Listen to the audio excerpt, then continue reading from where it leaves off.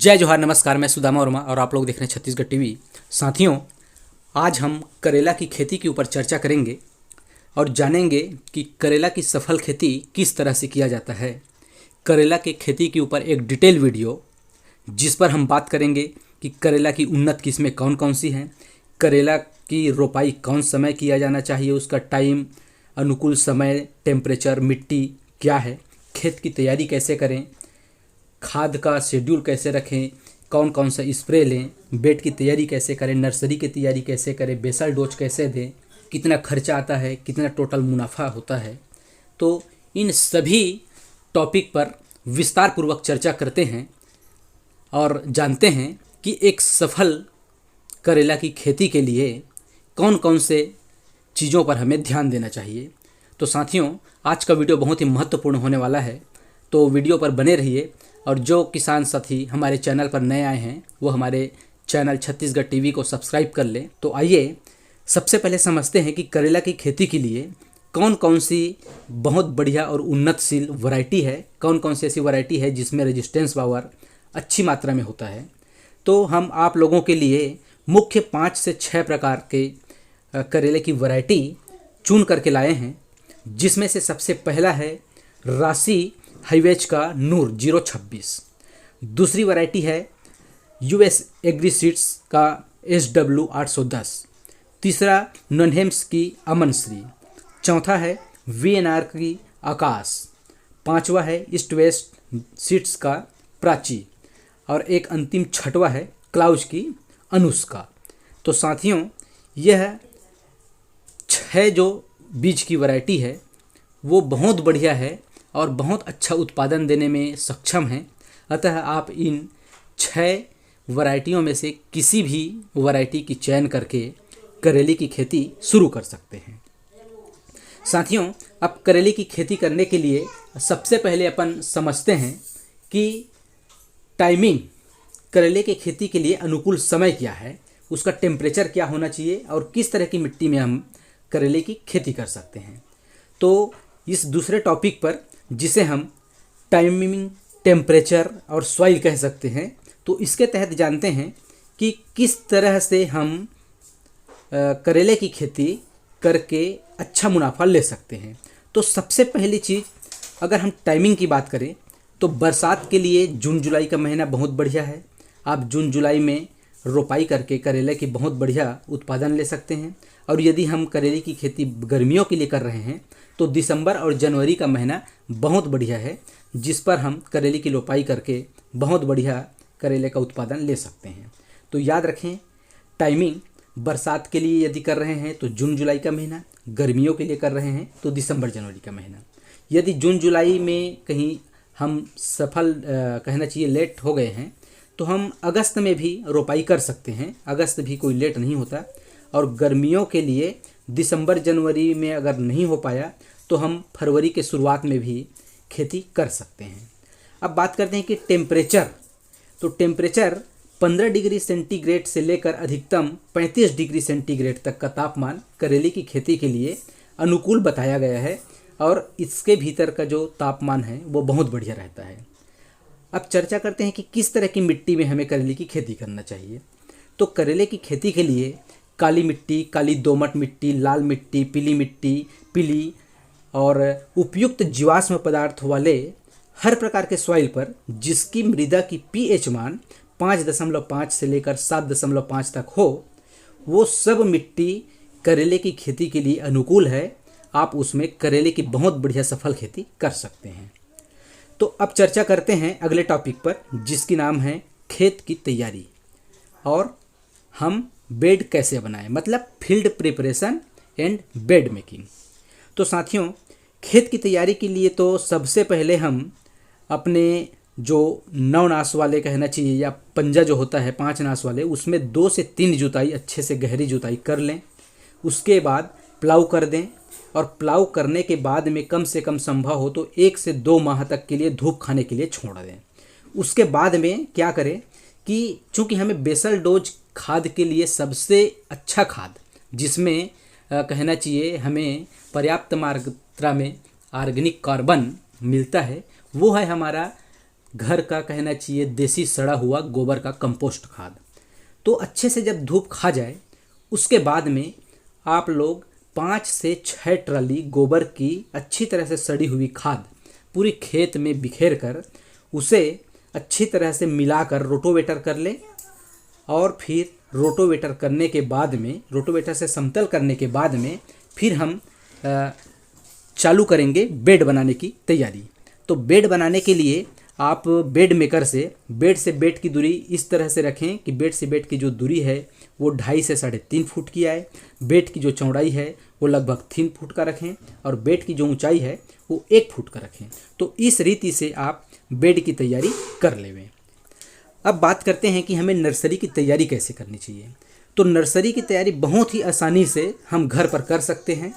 और घर पर हम नर्सरी की जब तैयारी करते हैं तो उसके लिए हमें किन किन चीज़ों की ज़रूरत पड़ता है सबसे पहले वो जान लें। तो जब हम घर पर नर्सरी तैयार करते हैं तो इसमें जो आवश्यक सामग्री है वो हमें कोकोपीट लगता है, जो नारियल का खाद होता है, नारियल का बुरादा से जो बनाए रहते हैं, तो वो कोकोपीट मतलब नारियल खाद। दूसरा वर्मी कंपोस्ट, और उसके बाद में हमें चाहिए प्लास्टिक वाला ट्रे जिस पर हम अपना नर्सरी तैयार करेंगे। तो इसके अलावा यदि हम अपने नर्सरी पर कहीं अगर कुछ कीट वगैरह लग जाता है, कुछ फंगस की समस्या हो, तो फंगीसाइड के रूप में बाविस्टिन ज़रूर ला लें, क्योंकि हमें एक बार तो पहले ट्रीट करना पड़ेगा लगाने से पहले, और बाद में हम उसका छिड़काव भी कर सकते हैं। तो नर्सरी की तैयारी के लिए सबसे पहले नारियल के खाद को वर्मी कंपोस्ट में अच्छी तरह से मिलाकर उस मिश्रण पर लगभग 250 ग्राम के बाविस्टिन को अच्छी तरह से मिला दें, ताकि हमारा जो बीज है वो पूरी तरह से शोधित हो जाए और उसमें किसी भी प्रकार का कोई फंगस जनित बीमारी ना आए। और वो खाद जिसको हम अभी कहना चाहिए तीनों प्रकार की चीज़ को जो मिलाए हैं उसे फिर प्लास्टिक के ट्रे के जो गड्ढे हैं उसमें बराबर समतल मात्रा में भर दें और फिर उसमें एक एक गड्ढे में एक एक बीज डालते जाएं। और इस तरह से हम पूरे बीज को प्लास्टिक के ट्रे में लगा दें और फिर पूरे प्लास्टिक को अच्छे से संभव हो तो प्लास्टिक से कवर करके रख दें कुछ दिन, 2 से 3 दिन या 4 दिन तक के लिए। उससे क्या है, जर्मिनेट होने में मदद मिलता है और सिंचाई आवश्यकता अनुसार करते रहें। तो इस तरह से यदि हम अपना नर्सरी तैयार करते हैं तो बहुत बढ़िया नर्सरी बहुत जल्द लगभग 20 से 25 दिन में हमारी नर्सरी तैयार हो जाता है। अब इसमें एक चीज़ ध्यान दीजिएगा, यदि कहीं फंगस की प्रकोप आपको नज़र आए तो इसमें 1 ml प्रति लीटर की दर से आप स्प्रे कर सकते हैं। और यदि कहीं रस चूसक कीट का प्रकोप हो, आपको लगे कि रस चूसक कीट कहीं कहीं नज़र आ रहा है, तो आप इमिडाक्लोप्रिड का छिड़काव कर सकते हैं। तो इस तरह से आप बिल्कुल ध्यान देकर अपने घर पर ही बहुत ही सस्ता में आप कहना चाहिए नर्सरी तैयार कर सकते हैं। और इस नर्सरी को आप छांव में रखें, बम्बू की सहायता से या ग्रीन नेट वगैरह डालकर किसी भी तरह से आप एक छायादार जगह बना लें और उसी छाया में आप इन ट्रे को रखें, जिससे बहुत जल्दी आपका जो नर्सरी है वो तैयार हो जाएगा। अब चर्चा करते हैं कि हमें प्रति एकड़ प्लांट की आवश्यकता कितना पड़ता है। तो साथियों, 1 एकड़ में लगभग 5000 पौधों की आवश्यकता पड़ता है। और यदि हम बीज की बात करें तो बीज जो है वो 500 ग्राम से 600 ग्राम प्रति एकड़ ज़रूरत पड़ता है। अब बेसल डोज की बात करें तो एक बार तो चूँकि हम खेत की तैयारी के समय 5 से 6 ट्राली गोबर खाद उसमें मिला चुके हैं, तो उसके साथ में बेसल डोज के रूप में हम 5 से 6 ट्राली गोबर खाद, 50 किलोग्राम DAP, 100 किलोग्राम SSP और 35 kilogram MOP muriate of potash, मतलब 5 किलोग्राम गोबर का खाद लेना है, 50 किलोग्राम DAP मतलब di ammonium phosphate, 100 kilogram SSP single super phosphate और 35 किलोग्राम म्यूरेट ऑफ पोटास लेना है। तो इन सभी खादों को आपको बेसल डोज के रूप में देना है। यदि आपके खेत में दीमक की समस्या हो तो आप क्लोरोपाइरीफास या फिप्रोनिल का 0.3% का प्रयोग कर सकते हैं। अब अपन चर्चा करते हैं कि प्लांटेशन हमें कितनी दूरी पर करना चाहिए। तो प्लांटेशन करने के लिए आपको पौधे से पौधे की जो दूरी है वो 2 से 2 फीट, मतलब 2 फीट बाई 2 फीट में ही आपको चूँकि हम बेड तो तैयार कर चुके हैं, इसलिए कहना चाहिए लाइन से लाइन की दूरी तो जो बेड में बनना है वो बन चुका है। तो हमें पौधे सिर्फ 2-2 फीट के डिस्टेंस पर ही लगाना है और एक एक गड्ढे में हमें इस तरह से पौधे लगाना है कि एक एक गड्ढे में एक एक पौधे ही लगे और पौधे को इस रीति से दबाना है कि पौधा बिल्कुल खड़ा रहे, एकदम सीधा रहे। और ध्यान रहे एक एक पौधे पर एक एक गड्ढे में एक एक पौधा ही लगाना है। अब अपन सिंचाई के ऊपर चर्चा करें तो सिंचाई के लिए यदि हम ड्रिप से सिंचाई करते हैं तो एक एक दिन के अंतराल से हम लगभग 1 से 1.5 घंटा सिंचाई रोज कर सकते हैं। मतलब एक दिन के अंतराल में 1 से 1.5 घंटे की सिंचाई अपन कंटिन्यू कर सकते हैं। और यदि फ्लैट इरिगेशन कर रहे हैं तो 4 से 5 दिन के अंतराल पर हम सिंचाई कर सकते हैं। इसमें एक चीज़ ध्यान देना है, यदि मिट्टी हल्का मिट्टी है जो पानी पकड़ के नहीं रखता, मतलब वो जल्दी पानी सोखेगा, तो उसमें हमें थोड़ा जल्दी सिंचाई करना है। और मिट्टी यदि भारी है जो पानी पकड़ के रख रहा है तो उसमें हमें थोड़ा लेट से सिंचाई करना है। बाकी सब किसान भाई तो ऐसी समझदार रहते हैं, मिट्टी देखकर नमी देखकर समझ जाते हैं कि हमें कब कब सिंचाई करना है। अब हम चर्चा करते हैं कि करेले की बंधाई किस तरह से करना चाहिए। तो करेले की बंधाई के लिए सबसे अच्छा तो बांस के जो मंडप या स्ट्रक्चर तैयार करते हैं वो बहुत बढ़िया रहता है। तो सबसे पहले तो ज़रूरी है कि हम बांस का स्ट्रक्चर तैयार करें, उसी स्ट्रक्चर के ऊपर में ही हम करेले की बंधाई कर सकते हैं। तो इसके लिए हम मंडप विधि से करेले की खेती कर रहे हैं। तो 1 एकड़ के लिए करीब 1500 से 1800 बम्बू या बांस के टुकड़े की आवश्यकता पड़ती है। तो बांस से बांस की दूरी आप 10 फीट रख सकते हैं। इस तरह से आप बांस को गड़ा सकते हैं और बांस की ऊंचाई 7 फीट रखें। जी हाँ, मतलब गड़ाने के बाद ऊपर 7 फीट बचे, इस रीति से आपको बांस की लंबाई का चयन करना है। क्योंकि होता यह है यदि हम 6 फीट रखते हैं तो 1 फुट यदि नीचे चला जाए तो 5 फुट का जो ऊंचाई है वो बहुत कम हो जाता है। अतः आप गड़ाने के बाद ऊपर में कम से कम 7 फीट की ऊंचाई का बांस बचे, इस रीति से आपको बांस की कटिंग करना है और आपको मंडप तैयार करना है या फिर उसमें बांस में तार बांधकर या जो मोटा रस्सी आता है प्लास्टिक का वो बांधकर फिर उसमें धागा की बुनाई कर दें।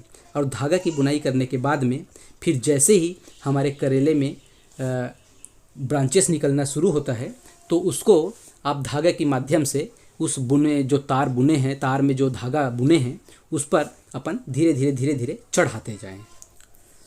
अब हम स्प्रे शेड्यूल के ऊपर बात करते हैं कि करेले की खेती में कौन कौन से रोग डिजीज लगते हैं, कौन कौन से फंगस के रोग लगते हैं और उनका निराकरण किस तरह से करना चाहिए। तो करेले की खेती में मुख्य रूप से फ्रूट फ्लाई, जिसे हम फल मक्खी कहते हैं, वाइट फ्लाई, सफ़ेद मक्खी, रस चूसक कीट आदि का प्रकोप देखने को ज़्यादा मिलता है। इसके साथ ही हरी इल्ली, सुंडी, फ्रूट बोरर आदि की समस्या भी देखने को मिलती है। और फंगस के लिए डाउनी मिल्ड्यू, पाउडरी मिल्ड्यू वगैरह की समस्या बहुत ज़्यादा मात्रा में आता है।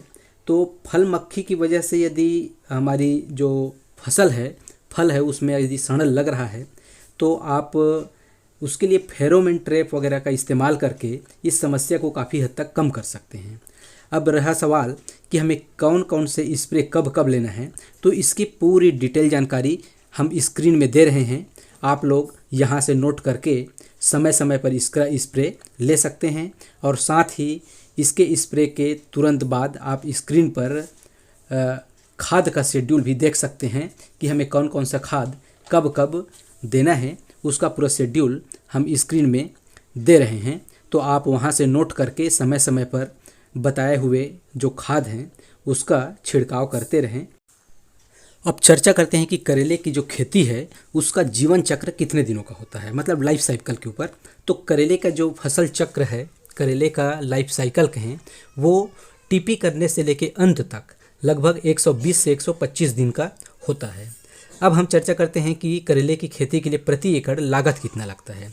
तो यदि हम प्रति एकड़ लागत की बात करें तो इसमें लगभग 1 लाख से लेकर 1,20,000 तक टोटल खर्च आता है।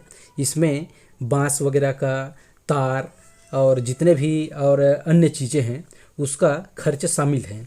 लेकिन यदि आप पहले साल के अलावा और अगले साल जब खेती करते हैं तो उसमें आपके जो ड्रिप के खर्चे हैं, बांस के खर्चे हैं, वो बहुत कम हो जाता है। तो आने वाले जो साल है उसमें आपका खर्च प्रति एकड़ घट सकता है। लेकिन पहले वर्ष लगभग 1 लाख से लेकर 1,20,000 तक आपको करेले की खेती में लागत आएगा। अब हम उत्पादन की बात करें तो उत्पादन जो है करेले की वैरायटी के ऊपर डिपेंड करता है। यदि हम अच्छे रेजिस्टेंस पावर वाले अच्छी वैरायटी का चयन किए हैं और उसकी खेती कर रहे हैं, तब हमें लगभग 1 एकड़ से 10 से 12 टन करेले की पैदावार प्राप्त होता है।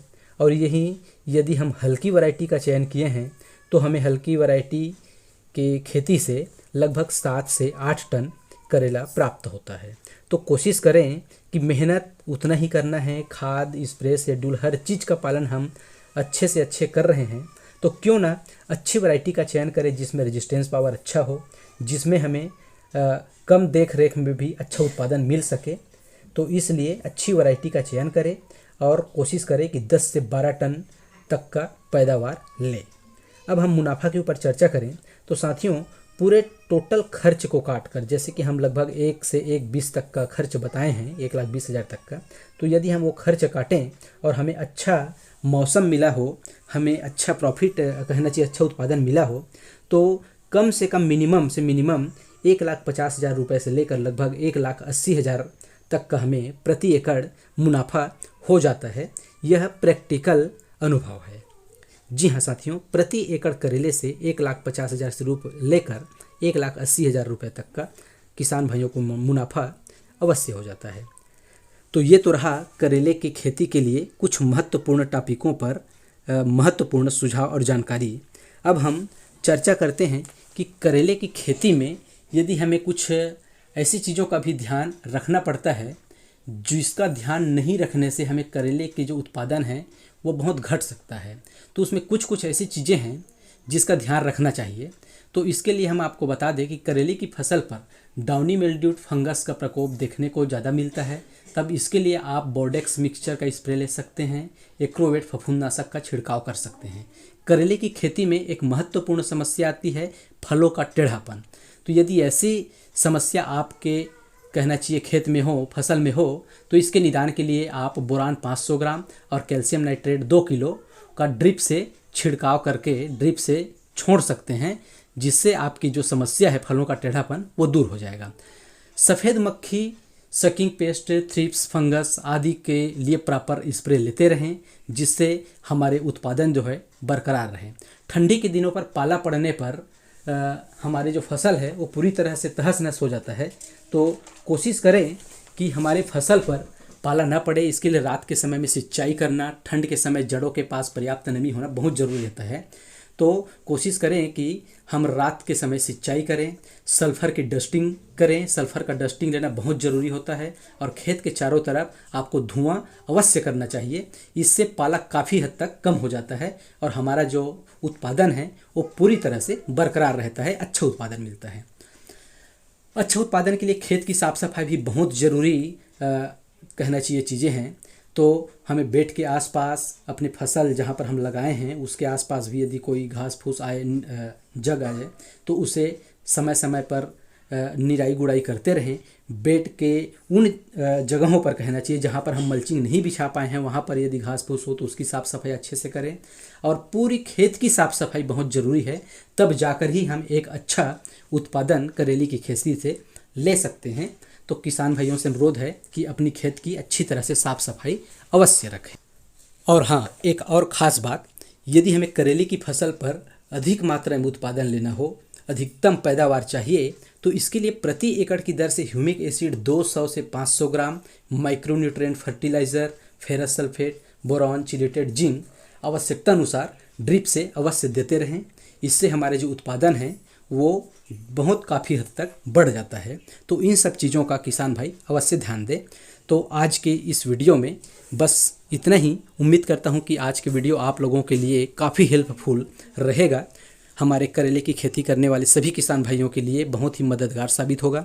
यही आशा और विश्वास के साथ आज के इस वीडियो को यहीं पर विराम देते हैं। जय हिंद, जय भारत।